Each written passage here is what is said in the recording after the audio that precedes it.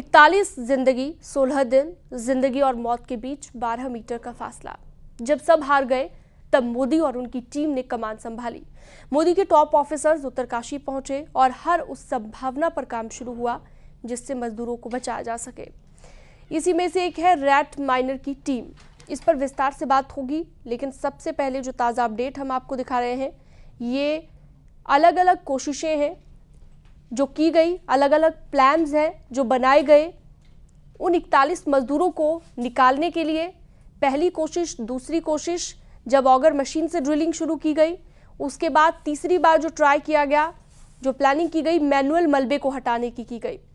उसके बाद जब ये भी कामयाब नहीं हुई तो दूसरे छोर से खुदाई शुरू कर दी गई, वर्टिकल ड्रिलिंग की गई जो कि अभी कुछ वक्त पहले भी जारी थी। समानांतर सुरंग बनाने की भी कोशिश की गई ताकि उन 41 मजदूरों को निकाला जा सके। इन 6 तस्वीरों के जरिए आप समझ सकते हैं किन किन प्लानिंग्स पर काम हुआ।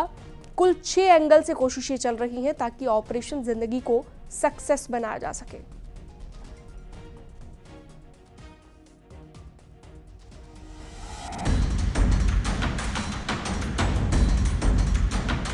आप लोग कैसे हैं? हाँ, आप लोग सब ठीक हैं? किसी की कोई तबीयत की कोई प्रॉब्लम नहीं है? पीएम मोदी की रेस्क्यू पर नजर, मजदूर आएंगे बाहर।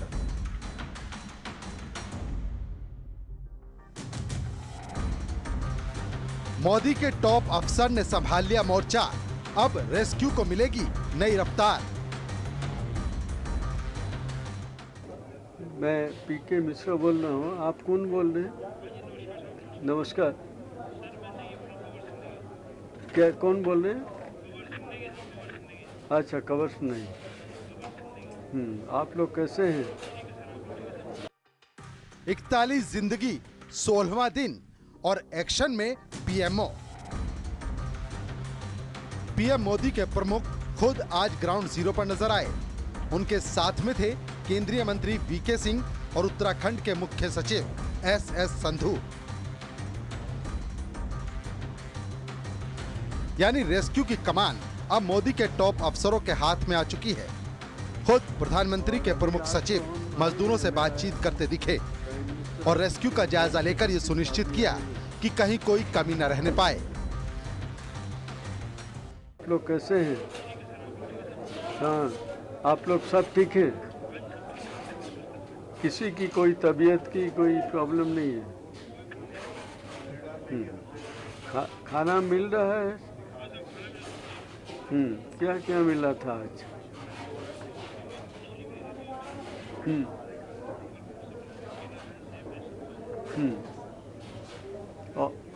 और कुछ राइस ये सब मिलता था?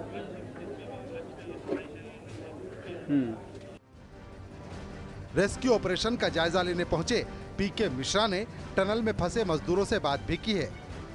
दूसरी तरफ रेस्क्यू में जुटे अफसरों से भी चर्चा की। जी, दाल तो ठंडा हो गया होगा। और वहाँ लाइट भी है सब।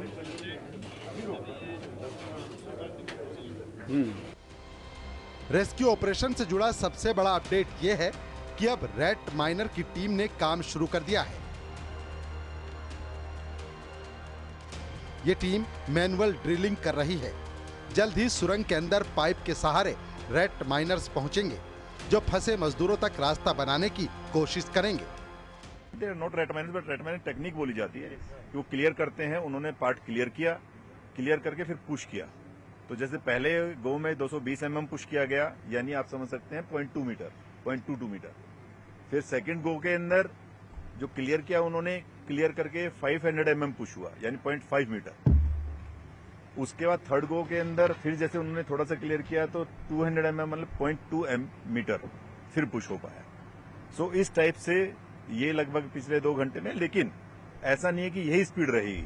जैसे थोड़ा थोड़ा चलता रहेगा, लेकिन इसके अंदर कोई एक स्पीड, कोई एक समय सीमा, जैसे आप लोगों के फिर सवाल होंगे, ऐसा कुछ नहीं बताया जा सकता। लेकिन let's pray and let's hope कि जितनी जल्दी हो सके उतनी कम कठिनाई आए और हम ज्यादा से ज्यादा जल्दी इसको कर पाए।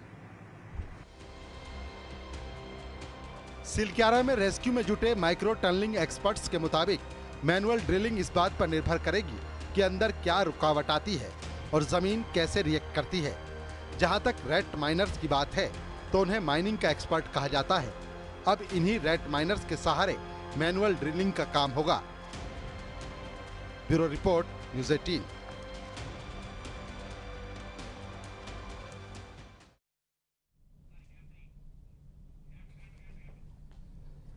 और चलिए अब आपको बताते हैं कि रैट माइनर की टीम आखिर कैसे काम करेगी, किस तरह से वो रेस्क्यू को अंजाम देगी। आपको ग्राफिक्स के जरिए हम समझाने जा रहे हैं।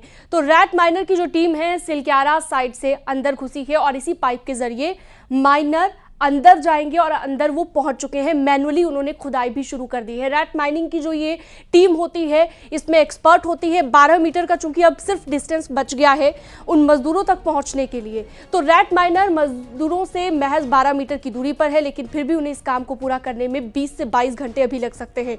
तो ये मैंने आपको बताया कि कैसे रैट माइनर की टीम काम करती है। तो ये ग्राफिक्स के जरिए आपने समझा।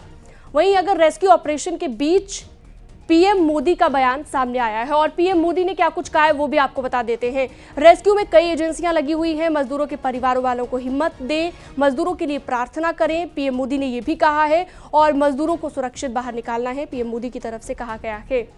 और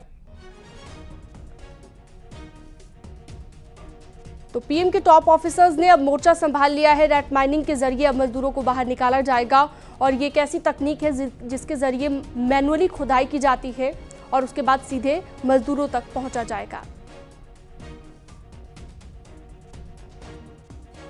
तो हमें अपनी प्रार्थना में उन श्रमिक भाइयों को भी स्थान देना है जो बीते करीब 2 सप्ताह से उत्तराखंड की एक टनल में फंसे हुए हैं।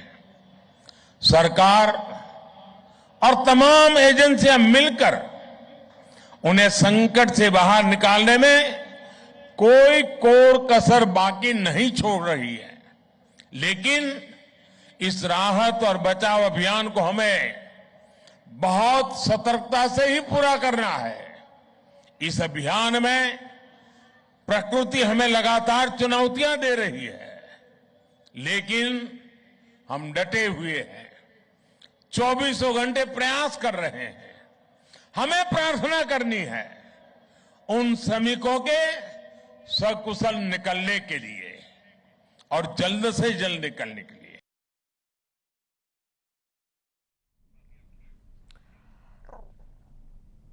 और चलिए अब हम आपको बताते हैं कि वो कौन से 3 प्लान हैं जिन पर काम हो रहा है। उत्तरकाशी के सिलक्यारा टनल में फंसे हुए मजदूरों के लिए किस किस प्लानिंग पर काम हो रहा है।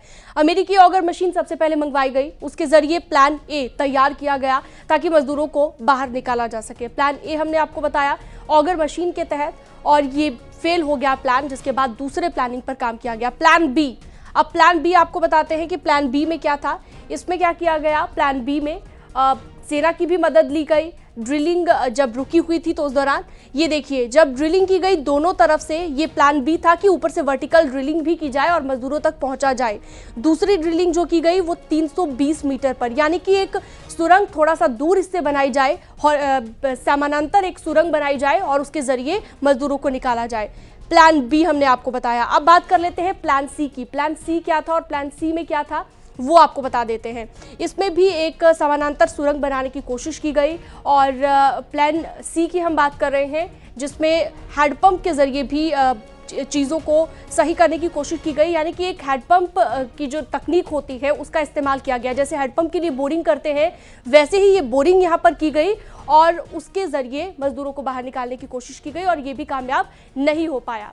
तो उत्तरकाशी की सिलक्यारा टनल में रेस्क्यू ऑपरेशन का 17वां दिन है। आज लगातार रेस्क्यू का काम जारी है। टनल के अंदर मैनुअल खुदाई का काम भी जारी है। ऑगर मशीन के जो टुकड़े पाइप में फंस गए थे उन्हें निकालने का काम भी जारी है और उसके बाद रैट माइनिंग से ये मैनुअली काम हो रहा है। इसके लिए 24 मजदूरों को लगाया गया है और 3 टीमें बनाकर 24 घंटे रैट माइनिंग का काम चल रहा है। मैनुअल ड्रिलिंग में अब तक 1.60 मीटर की ड्रिलिंग पूरी हो गई है और 1.6 मीटर पाइप को ऑगर मशीन से आगे धकेल दिया गया है। इसके अलावा प्लान बी यानी कि वर्टिकल ड्रिलिंग का काम भी तेजी से चल रहा है और हर प्लान पर लगातार काम हो रहा है।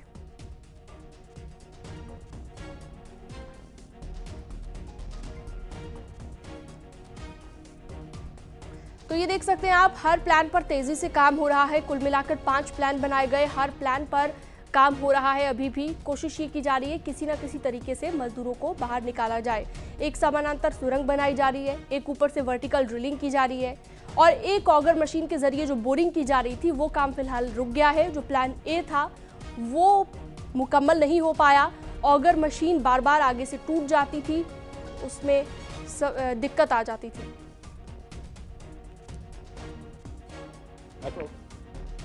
Right, and then you leave me alone, okay? So they've gone very well last night. They've just crossed 50 meters. There's about, let's say it's about 5 or 6 meters to go. They're just putting another pipe in, so we're expecting some good results later today. Sir, we have crossed 50 meters. It Yes. is very big achievement. It is, yes, very big. So how much left? We think probably another pipe 6 meters. 5-6 meters only left. Yes. So how much time it will take to reach 5-6 meters? It Total depends. 57 It meters? depends on the ground, but we haven't had any obstacles last night, and it's looking very positive. Sometime today. It is very positive point. Yes, sometime today. Sir, what is the progress? Okay, I'll give you a quick soundbite and then you leave me alone, okay? So they've gone very well last night. They've just crossed 50 meters. There's about, let's say it's about 5 or 6 meters to go. They're just putting another pipe in, so we're expecting some good results later today. Sir, we have crossed 50 meters. It Yes. is very big achievement. Uttarkashi की Silkyara tunnel में rescue का आज 17वां दिन है। Rescue टीमें लगातार मजदूरों को बचाने के लिए युद्ध स्तर पर प्रयास कर रही है। इसी बीच टनल के बाहर एक आकृति दिखाई दी है जिसे स्थानीय लोग चमत्कार मानकर चल रहे हैं। देखिए।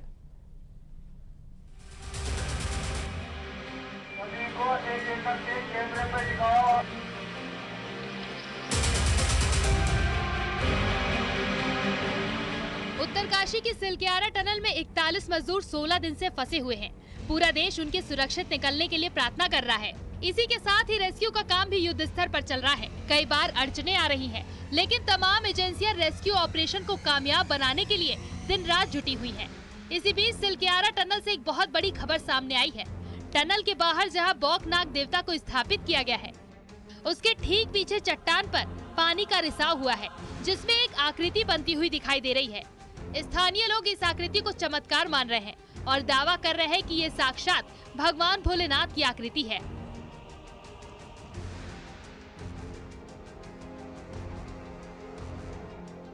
तो इस तरह सोमवार के दिन टनल के बाहर पानी से जो आकृति बनी है, उसे यहाँ के लोग शिव से जोड़ रहे हैं।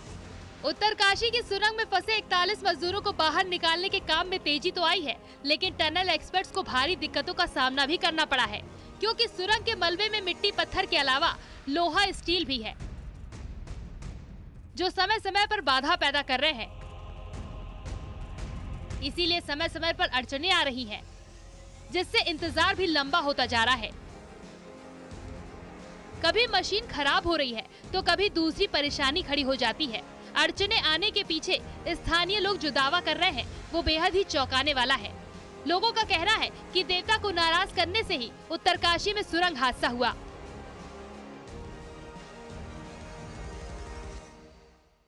इकतालीस मजदूरों को टनल में फंसे हुए 16 दिन हो चुका है। इन 16 दिनों में एक चर्चा यहां पर बौखनाग बाबा की रही। बौखनाग बाबा यानी नाग देवता, और जिनके नाराजगी, यहां लोगों ने बताया कि उनकी नाराजगी कि उनका मंदिर जब तोड़ा गया तब लोग टनल में फंसे, यहां पर मलबा गिरा, और 16वें दिन यहां पर एक आकृति गांव वालों के बीच चर्चा का विषय बनी हुई है।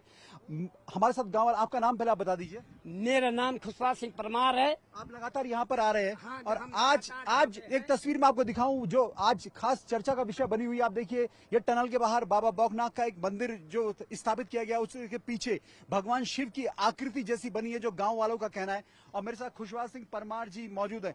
ये जो तस्वीर है, आप लोग आज इसको लेके बड़े खुश हैं। आपका कहना है कि हम क्या, सारे लोग जितने हम लोकल लोग हैं, यहाँ के लोग हैं, स्थानीय लोग हैं, आज बाबा भोलेनाथ प्रकट हो गए हैं। आज 16 दिन है, पर्व का दिन है और सोमवार है। आज हमारे भोलेनाथ प्रकट हो गए हैं। आप देख रहे होंगे जो छोटा मंदिर यहाँ टूटा हुआ था वो बौखनाग जी का, आज छोटा मंदिर बौखनाग जी का है। और आज सोमवार के दिन जो है हमारे भोले बाबा प्रकट हो गए हैं। और बोलो भोले बाबा की जय। उसके आशीर्वाद से हमारे जो 40 लेबर अंदर फंसे हुए हैं उनके आशीर्वाद से जो है आज जल्दी से जल्दी वो बाहर आने के आशीर्वाद मांग रहे हैं हम भोले बाबा से। और जय भोले बाबा के सब लोग।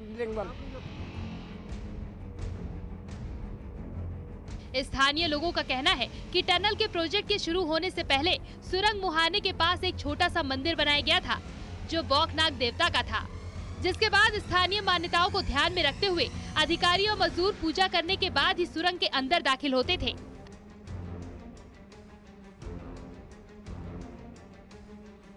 बारह नवंबर यानी दिवाली के दिन यह हादसा हुआ जब टनल का मलबा नीचे आ गिरा। लोगों का ये भी कहना है कि दिवाली से कुछ दिन पहले कंस्ट्रक्शन करने वाली कंपनी ने बौखनाग मंदिर को वहां से हटवाया था। मंदिर को हटवाने के बाद ही सुरंग में ये हादसा हुआ और अभी तक तमाम तरह की कोशिशें करने के बावजूद मजदूरों का रेस्क्यू नहीं हो पाया। जब सारे उपाय बेअसर हो गए तब कंस्ट्रक्शन कंपनी के अधिकारियों ने बौखनाग देवता के पुजारी को बुलाकर पूजा करवाई। स्थानीय लोगों के दबाव को देखते हुए कंपनी मैनेजमेंट ने सुरंग के बाहर बौखनाग देवता के मंदिर को फिर से स्थापित कराया है। स्थानीय लोग ये भी कहते हैं कि मंदिर की स्थापना के बाद पहली सफलता तब मिली जब 6 इंच का पाइप मलबे के पार होकर मजदूरों तक पहुंच गया, जिससे उन तक खाना पहुंच पाया। वहीं स्थानीय ग्रामीण अंदर फंसे मजदूरों को सकुशल निकालने के लिए लगातार प्रार्थना कर रहे हैं।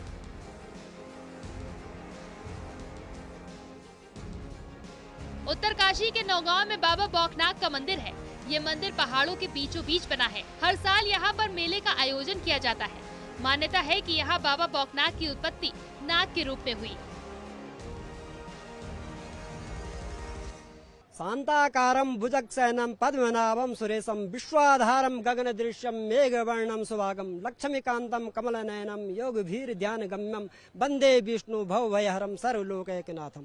हे भगवान विष्णु भगवान अर्थात शिव भगवान, देवभूमि उत्तराखंड ये काशी की धरती है। उत्तरकाशी इसीलिए इस डिस्ट्रिक्ट का नाम उत्तरकाशी इसीलिए रखा गया है क्योंकि ये काशी की धरती है और इस क्षेत्र में ये बाबा बासुकी नाग प्रसिद्ध नाग देवता है। अर्थात इसको जो है ये शिव का जो मंदिर बना है ऊपर वो 150 सालों से पुराना मंदिर है।